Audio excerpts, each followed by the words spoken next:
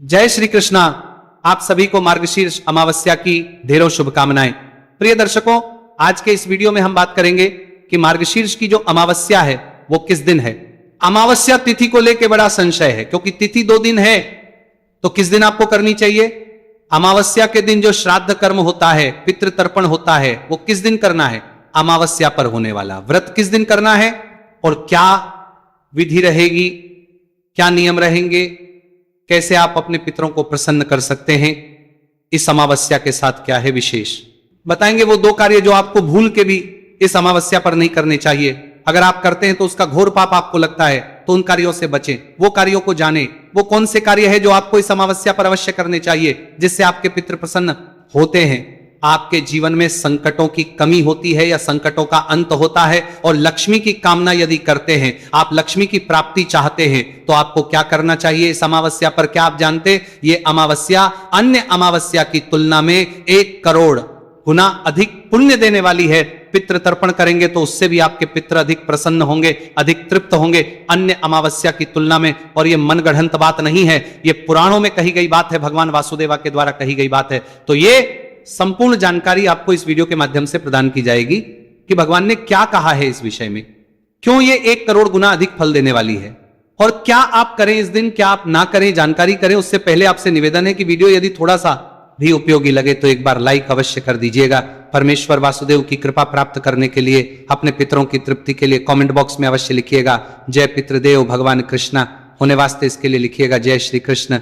जितना लिखेंगे उतना कल्याण होगा। आप देख रहे हैं सनातन धर्म का संसार ज्योतिष संस्थान का प्रतिष्ठित यूट्यूब चैनल सनातन धर्म का संसार धार्मिक।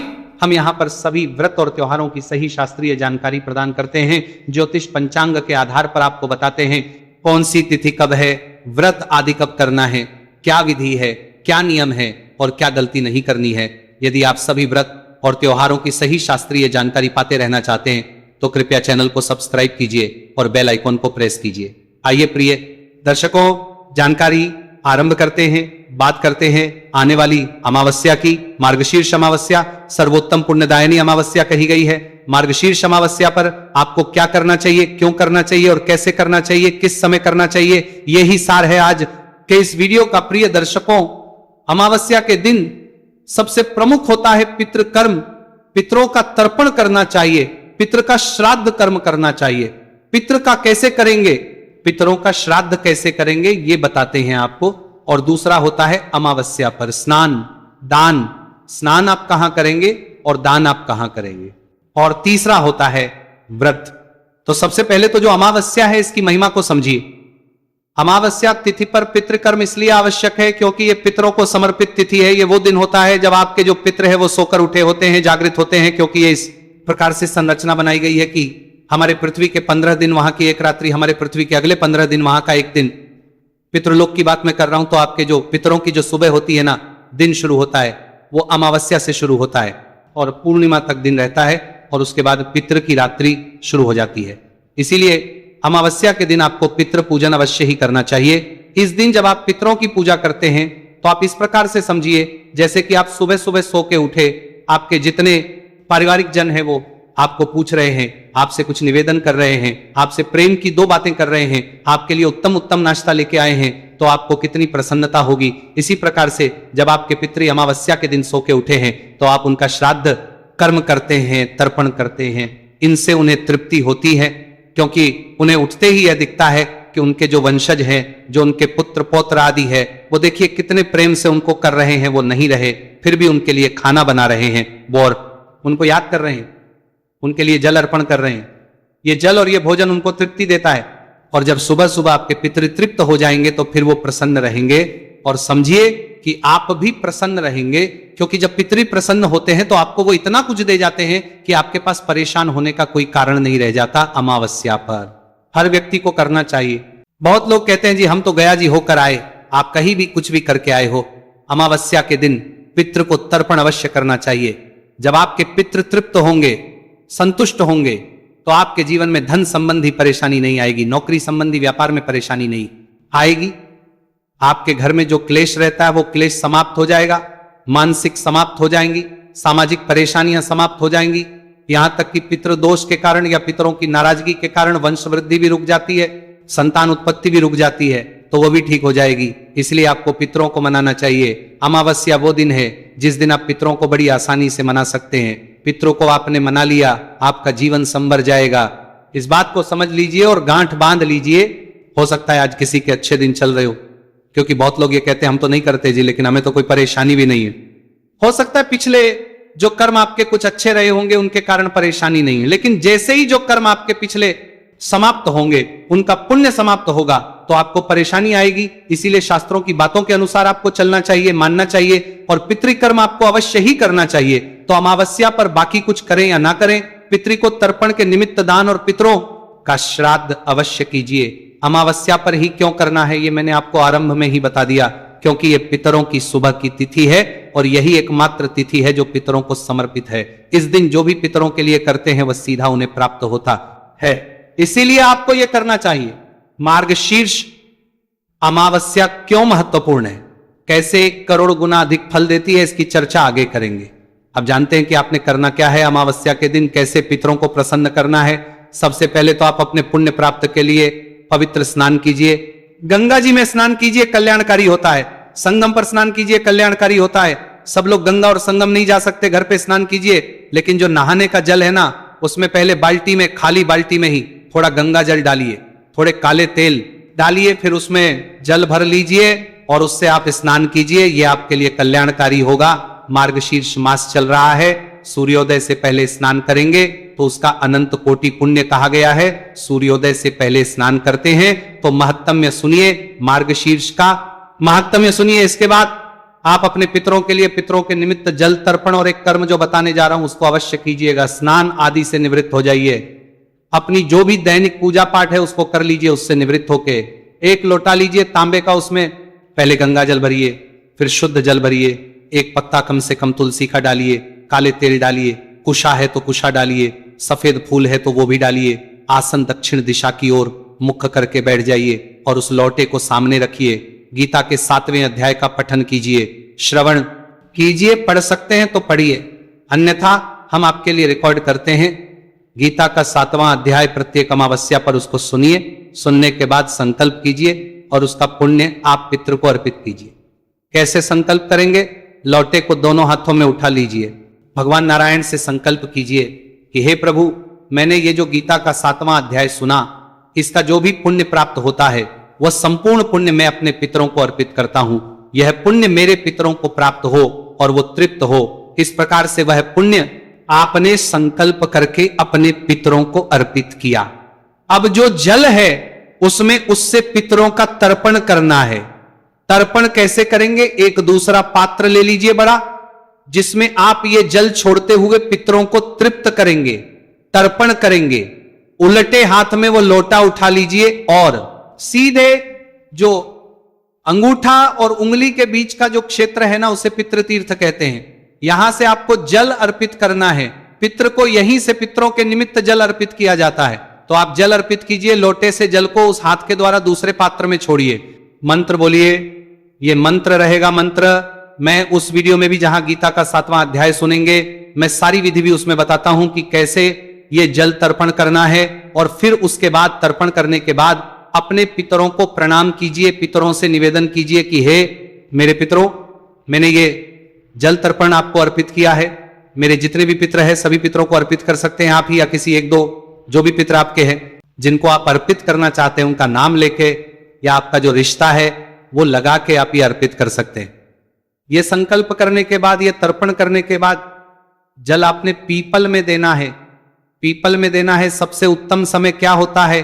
कुतुब काल का समय सबसे उत्तम होता है, और वो उत्तम समय होता है 11:30 से 12:15 का। भारतवर्ष की बात कर रहा हूं मैं। अब क्योंकि सबके लिए इस समय करना संभव नहीं है, वर्किंग डे होता है तो सबको ऑफिस जाना होता है, तो आप सुबह भी करके जा सकते हैं। ऐसा तो ऐसा नहीं कि सुबह सुबह नहीं कर सकते, सुबह भी कर सकते। मैंने कहा कि उत्तम जो होता है, अधिक फलदायी, वो ये समय होता है। परंतु अगर आप सुबह भी करते हैं तो वो बहुत कल्याणकारी है। हर चीज का कुछ मुहूर्त होता है ना, तो मैं तो एक विशेष मुहूर्त बता रहा हूं कि ये समय होता है। बाकी आपसे पहले कभी भी पितृकर्म कर सकते हैं, 3 बजे से पहले पहले तक। और ये जल आप पीपल में अर्पित करेंगे, अपने पितरों से निवेदन करेंगे, हे मेरे पितरों, इस जल को ग्रहण करो और तृप्त हो। आपके जीवन में जो भी संकट चल रहे हैं, परेशानियां चल रही हैं, उनका निवेदन उनसे अवश्य कीजिए कि मेरे जीवन के इन संकटों को दूर कीजिए। आपके पितृ अवश्य तृप्त होंगे, प्रसन्न होंगे। अगर आपका पितृ कोई घोर नरक में भी होना, तो इस गीता के 7वें अध्याय के सुनने के जो पुण्य है ना, इससे उसको वहां होती है, इससे वो संतुष्ट होता है और आपके जीवन में जो पितृदोष होगा, पितृ संबंधी परेशानी होगी, वह दूर होती है। इसीलिए गीता का 7वां अध्याय अवश्य सुनिएगा। चैनल पर नए हैं तो सब्सक्राइब कर लीजिएगा, क्योंकि ये गीता का 7वां अध्याय एकादशी पर, पूर्णिमा, अमावस्या, इन तिथियों पर बड़ा कल्याणकारी है पितरों के लिए। आप ऐसे ही इन 4 दिनों में कर लेंगे, बड़ा उत्तम फल होगा। 4 ना कर पाए तो अमावस्या पर अवश्य करें। इसके अतिरिक्त ब्राह्मण को भोजन करा सकते हैं, घर पे बुला के ब्राह्मण भोजन कराइए, दान दक्षिणा देके विदा कीजिए, या मंदिर में सीधा आदि देके आ सकते हैं, भंडारा करा सकते हैं, जल सेवा कर सकते हैं, अन्न सेवा कर सकते हैं। ये बहुत अधिक फलदायी है। अमावस्या पर जितना करेंगे उतना कल्याणकारी होता है। सुबह का स्नान, पितृतर्पण और दान, यही कर्म है अमावस्या पर बने हुए। और इस दिन व्रत भी किया जाता है। बहुत सी माताएं बहनें इस दिन भगवान शंकर का पूजन करती हैं। बहुत सी माताएं बहनें लक्ष्मी जी का पूजन करती हैं, करने के लिए स्नान आदि से निवृत्त हो कि माता लक्ष्मी या भगवान शंकर जिनका भी पूजन करना है, उनकी तस्वीर सामने स्थापित कीजिए। हाथ में जल लेके व्रत पूजन का संकल्प कीजिए। मन ही मन संकल्प कर सकते हैं कि हे मातेश्वरी या हे भगवान शंकर, आज हम आपका यह व्रत कर रहे हैं, इसमें कोई गलती त्रुटि हो जाए तो क्षमा कीजिएगा और हम इसको कर पाए इतनी हमें शक्ति दीजिएगा, इसे स्वीकार कीजिए। इस प्रकार से संकल्प करके व्रत पूजन कीजिए। पूजन कैसे? भगवान को पहले स्नान के लिए जल के छींटे दीजिए, तिलक लगाइए, तिलक लगा के अक्षत लगाइए, अक्षत लगा के वस्त्र के रूप में मौली का टुकड़ा अर्पित कीजिए, धूप दिखाइए, दीप दिखाइए, पुष्प अर्पित कीजिए और भोग के रूप में आपके पास यदि मिठाई है तो मिठाई अर्पित कीजिए, अन्यथा मिश्री ले लीजिए, मिश्री अर्पित कर दीजिए, फल है तो फल अर्पित कर दीजिए और भोग के बाद पुनः एक बार जलाष्टमी करा दीजिए, जल अर्पित कर दीजिए भगवान को। इस प्रकार से पंचोपचार से पूजन कीजिए। फिर कथा श्रवण कीजिए। कथा आपको हम अपने चरण पर सुना ही देते हैं और इस प्रकार व्रत आदि के नियमों का पालन करते हुए, ब्रह्मचर्य का पालन करते हुए दिन को व्यतीत कीजिए। इस प्रकार से आप पूजन कर सकते हैं, व्रत कर सकते हैं। आती है जी कि ये जो अमावस्या है क्यों महत्वपूर्ण है। देखिए, मार्गशीर्ष भगवान कृष्ण ने गीता में कहा है कि वो स्वयं ही मार्गशीर्ष मास है। तो जो महीना स्वयं भगवान कृष्ण की विभूति है, वो महीना सर्वोत्तम हो गया। भगवान कृष्ण कहते हैं कि जो कोई मनुष्य इस माह में उत्तम कर्म करता है, उसका करोड़ गुना पुण्य उसे प्राप्त होता है। जैसे कार्तिक मास है ना, तो कार्तिक मास से 1 करोड़ गुना अधिक फल कहा गया है मार्गशीर्ष का। यह मैं नहीं, भगवान विष्णु द्वारा कहा गया है। यहां वो कहते हैं कि 12 महीने में से 8 महीने एक तरफ हैं और 4 महीने एक तरफ हैं। 4 महीने विशेष कहे गए हैं। 4 महीने जो विशेष कहे गए हैं, उनमें भी पहले माघ का माघ से अधिक, वैशाख का वैशाख से अधिक, कार्तिक और कार्तिक से 1 करोड़ गुना अधिक फल मार्ग कहा गया है। तो इसीलिए मार्गशीर्ष में आने वाली प्रत्येक तिथि या मार्गशीर्ष में किया जाने वाला प्रत्येक व्रत, जप तप दान पुण्य, ये 1 करोड़ गुना अधिक फल देने वाला है। मार्गशीर्ष की सभी तिथियां अत्यंत कल्याणकारी है। अब आप कहेंगे पहले कभी सुना नहीं जी। हो सकता है आप में से बहुत सारे लोगों ने सुना भी हो, तो आप हमारा मार्गशीर्ष महत्व में सुनिए। वहां भगवान नारायण के द्वारा स्वयं कहा जा रहा है कि यह गुप्त से भी अति गुप्त है। देवताओं ने इसे गुप्त इसलिए रखा क्योंकि ये वो महीना है, इसकी इतनी महिमा है कि जिसके द्वारा मनुष्य कुछ ही पल में को प्राप्त कर सकता है, भगवान की कृपा प्राप्त कर सकता है, अपने सभी पापों को धो सकता है। इसीलिए देवताओं ने इसकी महिमा को लोगों तक पहुंचने ही नहीं दिया, केवल शास्त्रों में लिख के रह गई। तो अब जो लिखित है शास्त्रों में हम पढ़ रहे हैं और आपको बता रहे हैं। इसमें स्वयं जब ब्रह्मदेव पूछते हैं भगवान विष्णु से, तो भगवान विष्णु कहते हैं कि हे ब्रह्म, यह गुप्त से भी अति गुप्त बात है जो मैं तुम्हें बता रहा हूं। इसकी जो महिमा है, इसीलिए मार्गशीर्ष का सुनिए बड़ा कम। यूं तो प्रत्येक चैनल पर 4 कथाएं जोड़ के में सुना दिया जाता है, परंतु हमारे यहां जो सुनाते हैं हम, वो होता है जो पुराणों में लिखित होता है। हमारे पास सैकड़ों वर्ष पुरानी पुस्तकें हैं, पुराण हैं, क्योंकि मेरी 4 पीढ़ियां इसी पांडित कर्म में बीती हैं। तो मेरे दादा परदादाओं की जो समय की पुस्तकें हैं, जो आज विलुप्त हो गई हैं, वो मुझे उनकी कृपा से प्राप्त हैं। तो मेरे पास वो जानकारियां हैं और मैं आपके साथ साझा कर लेता हूं, और इससे वो कृपा सबको मिलती रहती है। तो चैनल के साथ नए हैं तो जुड़ जाइए और इन कर्मों का लाभ लीजिए, आपका बेड़ा पार हो जाएगा। भगवान वासुदेव ने बहुत कुछ दिया है हमारा अपना उद्धार करने के लिए। हम अगर थोड़ा थोड़ा करेंगे तो सारी परेशानियां दूर हो जाएगी। अमावस्या पर पितृकर्म कीजिए, जितना हो सके दान पुण्य दीजिए, जितना आपकी सामर्थ्य है। भगवान कभी ये नहीं कहते कि इतना दीजिए, जितनी आपको भगवान ने दिया है उसके अनुसार दान पुण्य कीजिए, के बाद आपकी जो परेशानियां हैं वो निश्चित दूर होंगी। अब बात आती है कि अमावस्या करनी कब है और वो कौन से काम है जो नहीं करने हैं। 2 काम इस दिन बिल्कुल भी नहीं करनी चाहिए अमावस्या पर। पहला काम है पत्र पुष्प को तोड़ना। किसी भी पेड़ पौधे से आपको कोई भी फूल पत्ते आदि तोड़नी नहीं है, गलती से भी नहीं तोड़नी है। कोई फूल या पत्ती गलती से भी नहीं टूटनी चाहिए, अगर टूटी तो उसका अपराध है। तो कहीं भी किसी भी पेड़ पौधे से फूल पत्ते नहीं तोड़े, तुलसी जी से भी पत्ते नहीं उतारने। दूसरा है कि किसी के यहां का अन्न नहीं खाना चाहे कोई, जितना मर्जी आपके साथ जबरदस्ती करे उसके घर का अन्न नहीं खाइएगा। जिसका आप अन्न खाएंगे अपने पिछले महीने का पूरा पुण्य उसको दे आएंगे, यही शास्त्रों में लिखा है। अमावस्या पर जो दूसरे का अन्न खाता है तो उसके पूरे महीने भर का पुण्य उस व्यक्ति को चला जाता है। अब आप कहेंगे कि हमारी बहुत सी रिश्तेदारियां ऐसी हैं जहां आवश्यक होता है खाना, तो शास्त्र कहते खा सकते हैं, अपनी ससुराल में खा सकते हैं, वहां यह नियम लागू नहीं होता। आपके बड़े भाइयों के यहां खा सकते हैं, नियम लागू नहीं होता। पिता के यहां खा सकते हैं, नियम लागू नहीं होता। और गुरुकुल में जो आपका गुरु का घर है वहां खा सकते हैं, यह नियम लागू नहीं होता।